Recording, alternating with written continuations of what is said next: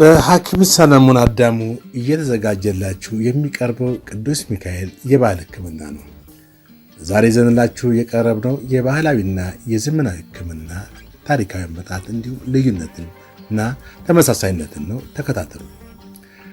በዘመናዊ ሕክምናና በባህላዊ መድኃኒቶች መካከል ያለው ልዩነት በአቀራረባቸው፣ በአሰራር ዘዴያቸው እና በመነሻዎች ላይ ሰፊ ልዩነት አላቸው። እስቲ የተወሰኑትን ለማየት እንሞክራለን። አመጣጥና ታሪካዊ ዳራ። ባህላዊ ሕክምና ከጥንት ጀምሮ በቆዩ ባህላዊ ልማዶች ላይ የተመሰረተ ሲሆን ብዙ ጊዜ በትውልድ ይተላለፋል። ምሳሌዎች ከእጽዋት የተቀመሙ መድኃኒቶች፣ አኩፓንክቸርና ስራስሮች፣ መንፈሳዊ ፈውስም ያካትታሉ። ዘመናዊ ሕክምና ደግሞ በሳይንሳዊ ምርምር፣ በክሊኒካዊ ሙከራዎች እና በዘመናዊ ቴክኖሎጂ ላይ የተመሰረተ፣ እሱም በዋነኛነት የተገነባው ባለፉት ጥቂት መቶ ዓመታት ውስጥ ነው። ወደ ሕክምና አቀራረብ። ባህላዊ ሕክምና አካልን፣ አእምሮንና መንፈስን በማመጣጠን ላይ ያተኩራል። ብዙውን ጊዜ በሽታውን ብቻ ሳይሆን መላውን ሰውንም ይይዛል።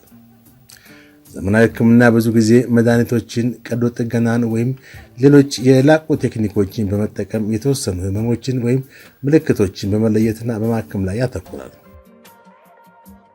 ንጥረ ነገሮችና ዘዴዎችን በመጠቀም ረገድ ደግሞ ያላቸው ልዩነት፣ ባህላዊ ሕክምና እንደ ተክሎች፣ ስሮችና ማዕድናት ያሉ የተፈጥሮ መድኃኒቶችን ሲጠቀም፣ ዘመናዊ ሕክምና ደግሞ በኬሚካል የተሰሩ ወይም ባዮሎጂያዊ ምህንድስና መድኃኒቶችና እንደ ኤክስሬ እና ኤምአርአይ ያሉ የላቁ መሳሪያዎችን ይጠቀማል።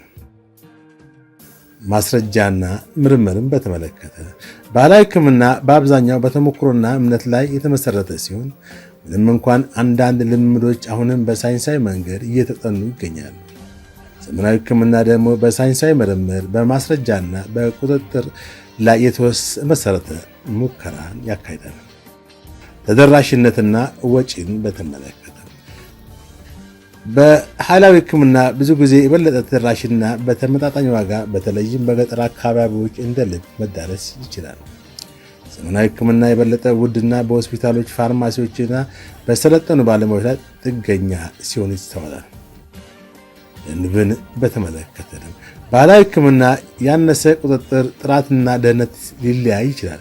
ዘመናዊ ሕክምና ደህንነትን እና ውጤታማነትን ለማረጋገጥ በጤና ባለስልጣናት ጥብቅ ቁጥጥር የሚደረግበት ሲሆን ሁለቱን የሚያወዳድር የእይታ ገበታም ይፈልጋሉ።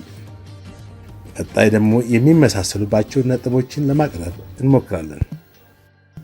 ባህላዊ ሕክምናና ዘመናዊ ሕክምና የሚያመሳስላቸው ነገር ብዙ ነው። ሁለቱም የታካሚ እንክብካቤ ትኩረት የሚሰጡ ሲሆን ሁለቱም በሽተኛውን መንከባከብ ላይ ያተኩራሉ። በሽተኛው ብቻ አይደለም። ብዙ ትውፊቶች ውስጥ ፈውስ በዘመናዊ ሕክምና ውስጥም እንዳለ የዶክተርና የታካሚ ግንኙነት የግል ትኩረትና መተማመንን ያካትታል።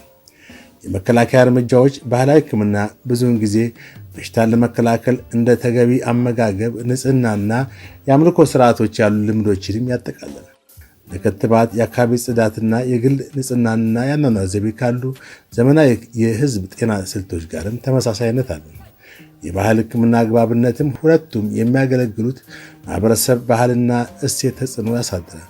ለምሳሌ በተለያዩ ሀገሮች ያሉ ዘመናዊ ሕክምና ልማዶችን ከባህላዊ እምነት ጋር በማጣጣም ባህላዊ ሕክምና በአካባቢው ባህል ውስጥ ስር የተሰደደ እንደሆነ ሁሉ ስር የሰደዱ ሁኔታዎች ሕክምና ሁለቱም ስርዓቶች ብዙውን ጊዜ እንደ የስኳር በሽታ፣ የደም ግፊት ወይም አርትራይተስ ያሉ ስር የሰደዱ በሽታዎችን በመቆጣጠር ረገድ ሁለቱም ከፍተኛ ሚና ይጫወታሉ።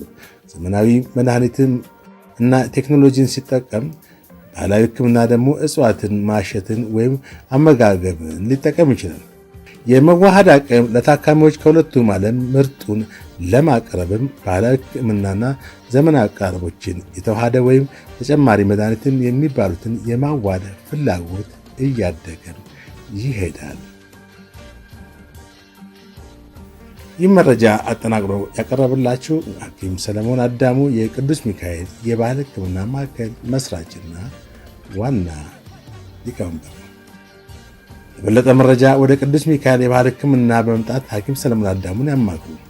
አድራሻ አዲስ አበባ ቦሌ ሚካኤል ቤተክርስቲያን ፊት ለፊት ያለው ህንፃ ሁለተኛ ፎቅ። ዱባይ መታከም ለምትፈልጉ ወይም አካባቢ ቀጠሮ በማስያዝ መምጣት ይችላሉ። ስልክ ቁጥር በ0989020202 ወይም በ911810736 ቅዱስ ሚካኤል የባህል ሕክምና ማዕከል